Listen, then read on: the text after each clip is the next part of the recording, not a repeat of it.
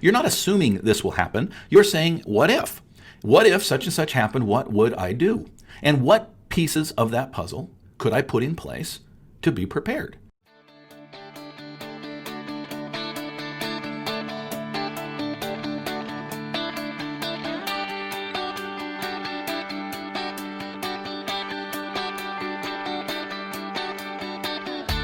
Originating from deep inside the Rocky Mountains, transported through the power of the internet, and arriving inside your tiny earbuds. It's the Appraiser Coach Podcast.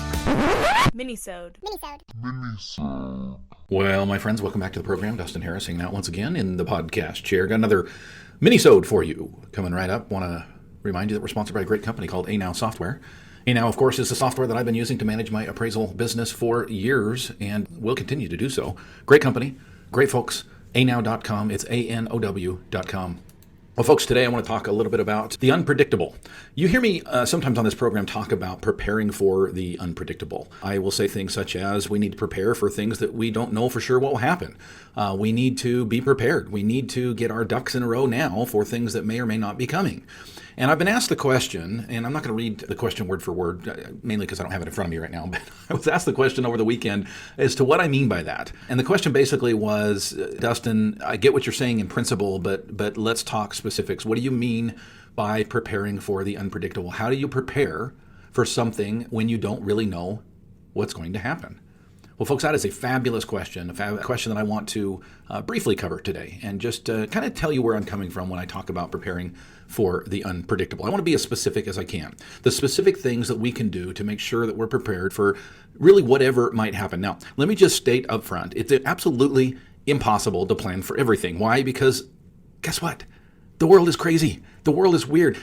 As I'm recording this, it is the latter portion of 2020. Folks, I'm telling you, this has been the craziest, weirdest, strangest, best, unpredictable year that I've ever experienced. And I think that most of us could say the same thing. If you had told me a year ago, today, that we would be in the situation that we're in today with this virus and with the elections and with so much going on, folks, I would say you're absolutely nuts. Okay, so we can't prepare for everything. I mean, let's face it. Could you have prepared a year ago for a quote-unquote pandemic? Of course not. However, could you have prepared for the situation that we found ourselves in with appraisers, as appraisers, in the sense that we have been absolutely overwhelmed with work in 2020? It has been the best year by far. No other year has even compared. Could we have prepared for that? Well, I think so. I think there's some things that we could do, that we could put in place without killing ourselves financially if it didn't happen.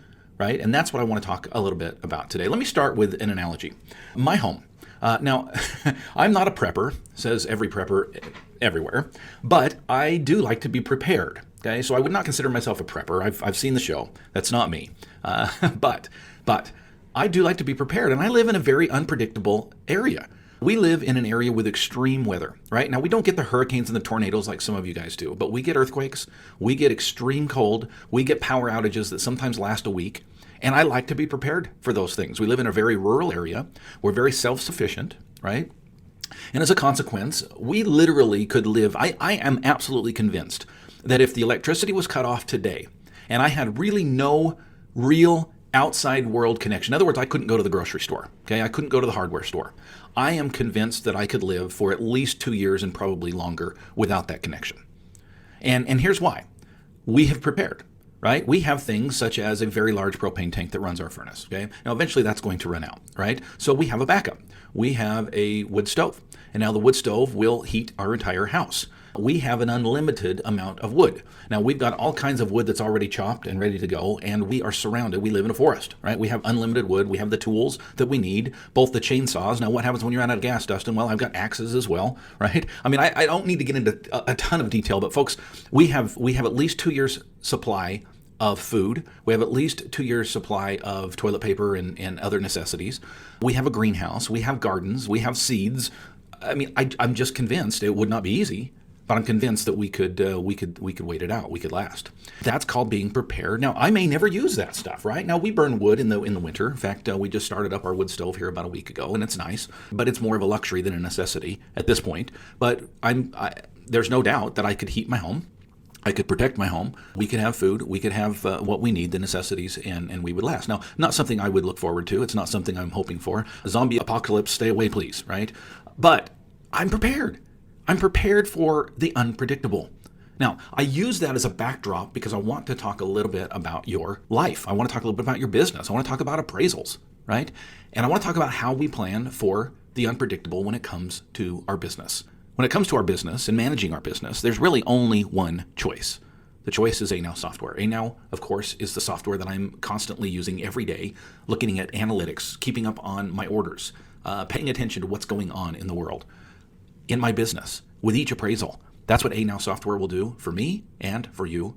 It's anow.com. That's spelled A-N-O-W, as in appraisersnow.com.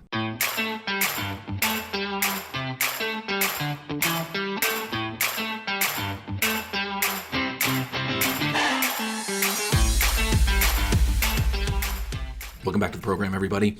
We're talking about the unpredictable. I sometimes say, hey guys, we need to prepare for the unpredictable. And I was challenged over the weekend by a listener who said, what does that mean? How do you prepare for the unpredictable? Well, let me share with you a couple of things that might come to mind and what I mean by that.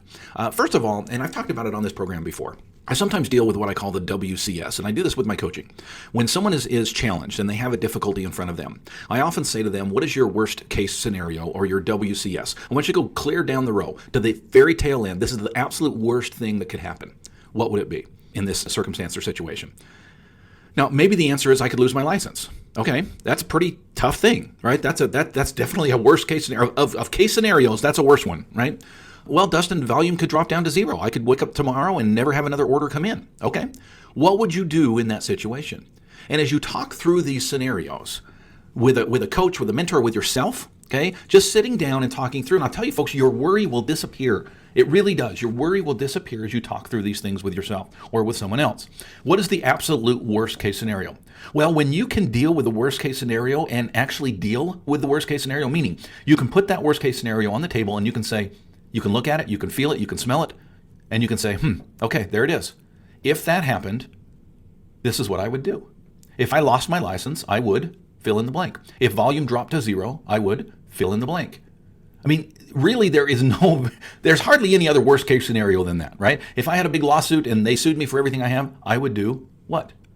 That's dealing with a worst case scenario. Now, once you've dealt with that worst case scenario, that circles back to the topic on the table today. How do you prepare for the unpredictable? Okay. Well, you deal with the unpredictable by saying, what is the worst case scenario? How would I deal with it? Okay. And what can I prepare now without going overboard? Okay. You're not assuming this will happen. You're saying, what if? What if such and such happened? What would I do?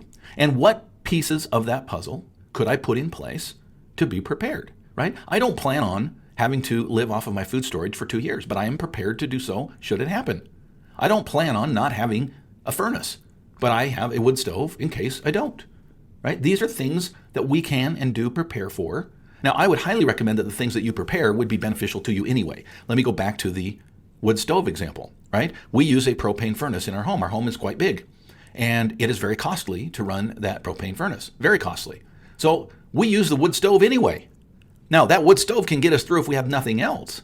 But we use that wood stove on a regular basis to offset the cost of propane. In other words, deal with your worst case scenario in a way that allows you to also deal with the current situation. Let me give you another example. We talk here about building non-lender business. Let's say that tomorrow, all the lenders went to waivers, all of them, for every single appraisal. Now, do I predict that's going to happen? No. Did I say that's going to happen? No. Do I think that's a remote possibility? No. Okay, but let's say it did. Let's say there's no such thing as lender work anymore. No Fannie Mae, no Freddie Mac, no direct lender, no AMC work. What would you do? Well, most of us would look to non-lender business. So what could you be doing now to prepare for the unpredictable, right? Are you getting reviews? Are you reaching out and getting reviews on the appraisals that you've done? Are you doing videos? Are you putting blogs on your website? Do you have a website? Are you building relationships with people who could possibly give you business down the road? Are you giving talks in front of realtors? Are you hiring people to prepare for the unpredictable? Well, Dustin, if I hire somebody, I might have to fire them because there's not going to be Guess what, folks? You create the vacuum and then you fill the vacuum. Preparing for the unpredictable is no more difficult than sitting down and working on your business. Sitting down and saying, okay, Dustin, what if?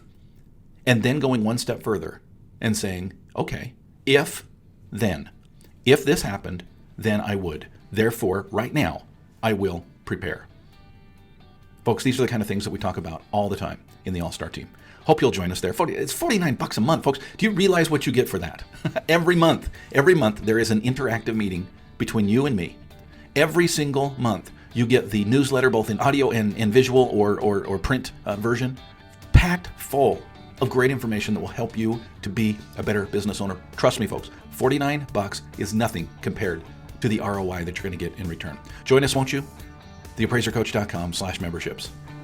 You've been listening to the Appraiser Coach podcast with Dustin Harris.